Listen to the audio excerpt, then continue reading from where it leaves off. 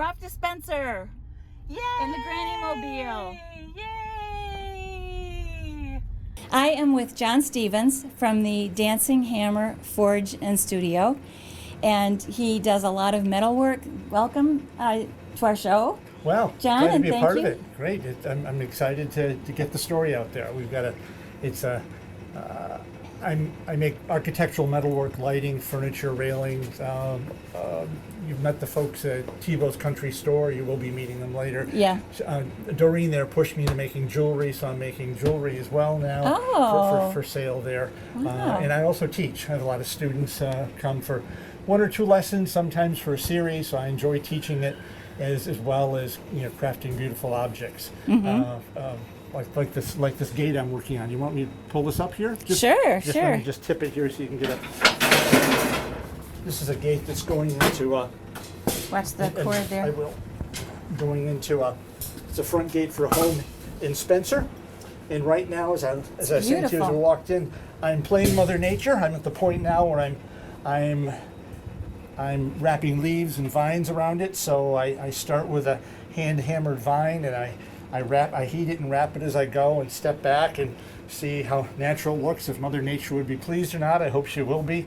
So this will end up here in a town just off, in a house just off Main Street. So I have yet to make the hinges and the latch and everything, but the bulk of the work of the gate is almost done. So this has really been an exciting commission. This is Very nice. Perfect for my shop.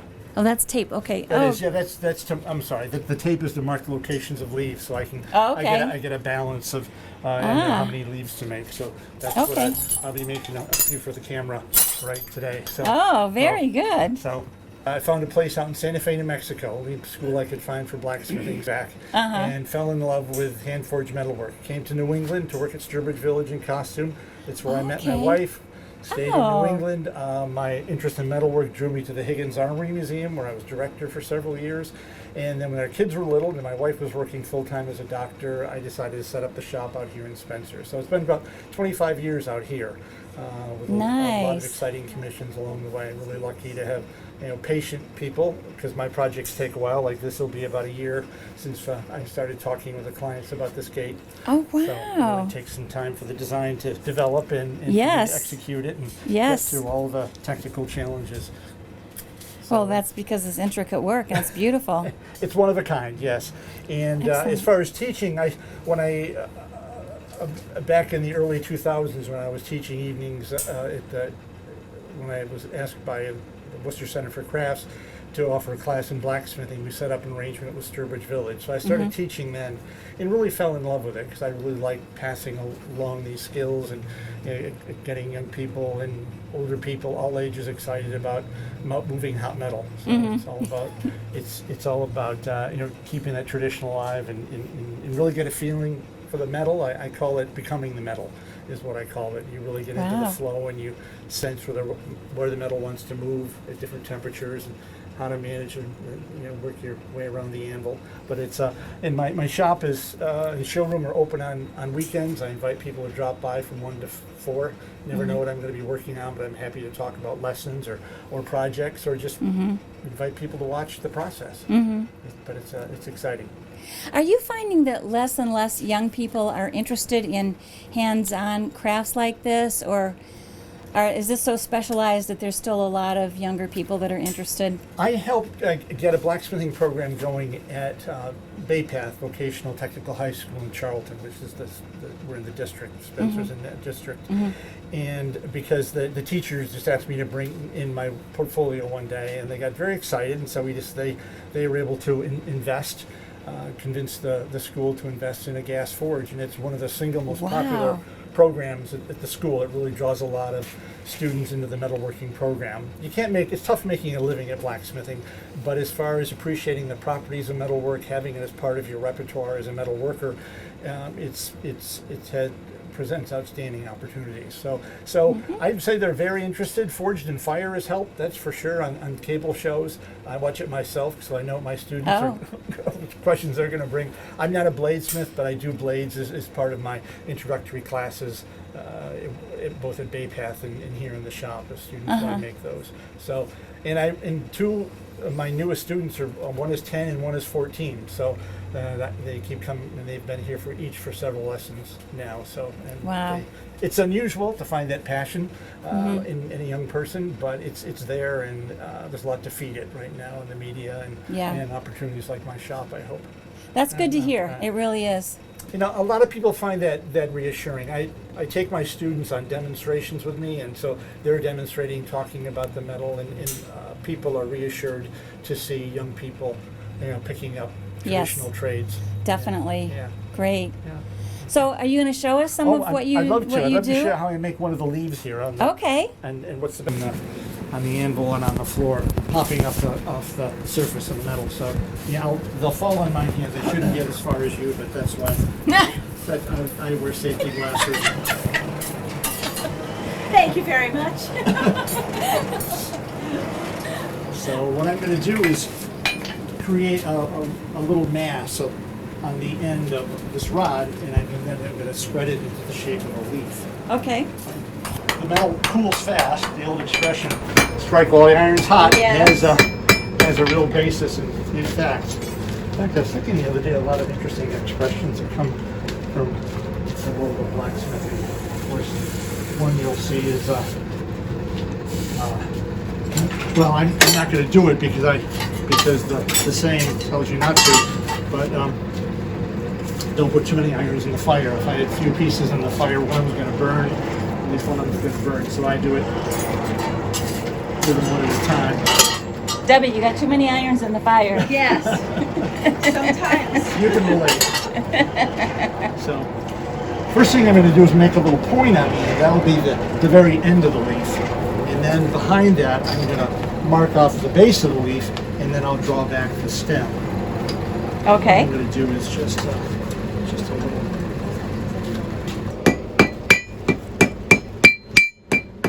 This is the horn of the anvil. It lets me squeeze out that little point, and I'm going to take it to the.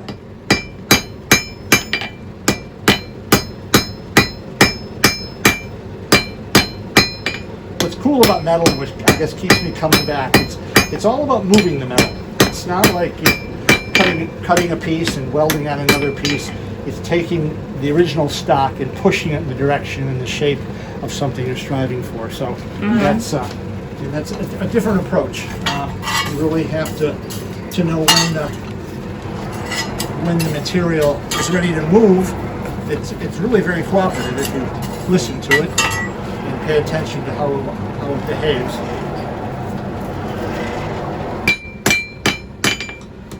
So that little pointed mass in the end is going to become my leaf. Okay. So I'm going to heat it up again because I know what I know what I need to do and what temperature it needs to be at. And all that, when I say temperature, it's all about the color. I have no thermometers. It's very basic.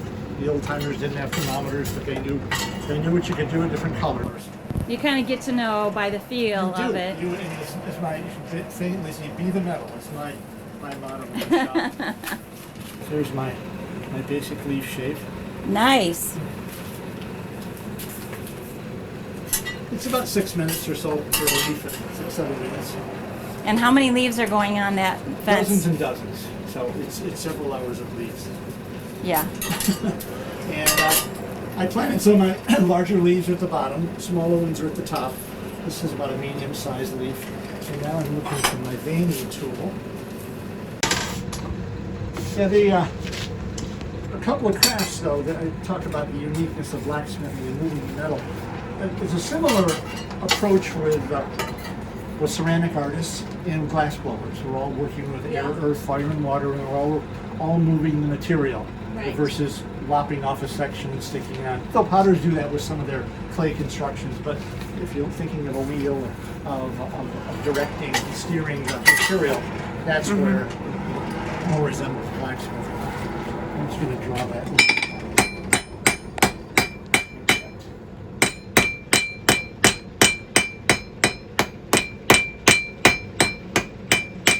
A little leaf like this, I'll use 3 different hammers. Seems like a lot for a little leaf, doesn't it? Do you have carpal tunnel syndrome? You know, I don't. It's my shoulders that give me a lot of problems. If I was out here full time, like I'm out here a few hours a day, I think I do have it from time to time. I have tendonitis, but it pales in comparison to the shoulders at this point. Now I'm going to cut this off, and then I'm going to give it a final little tweak so that it really looks like a leaf. So I'm putting over a tool called the Hardy, and I'm just going to cut it off. You can see the cut that I've made. Now I grab that with now I have to turn it home because it's too short to hold. So I'm just going to draw this out a little bit more. Just draw that stem out.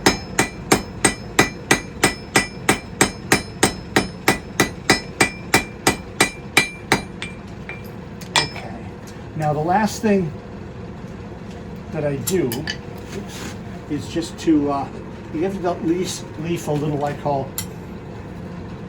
I give it some life. You know, leaves are not straight. They have they move toward the sun. So what I do to give it a more of a natural look is I heat it up in the fire, and I'm going to go to that little wood block in my vise, and I'm going to beat it into the wood block so there'll be some smoke, might be a little flame. Okay, so Careful. it's okay. I'm going to be right here.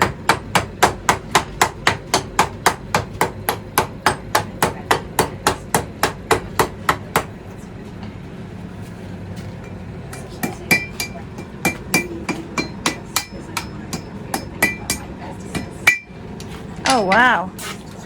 It really makes it pop when you put that little dish in it. Yeah. You know? I'll make sure it pulls off before I give it the hole. So there's the leaf. That is awesome. That's right. Nice. I love it.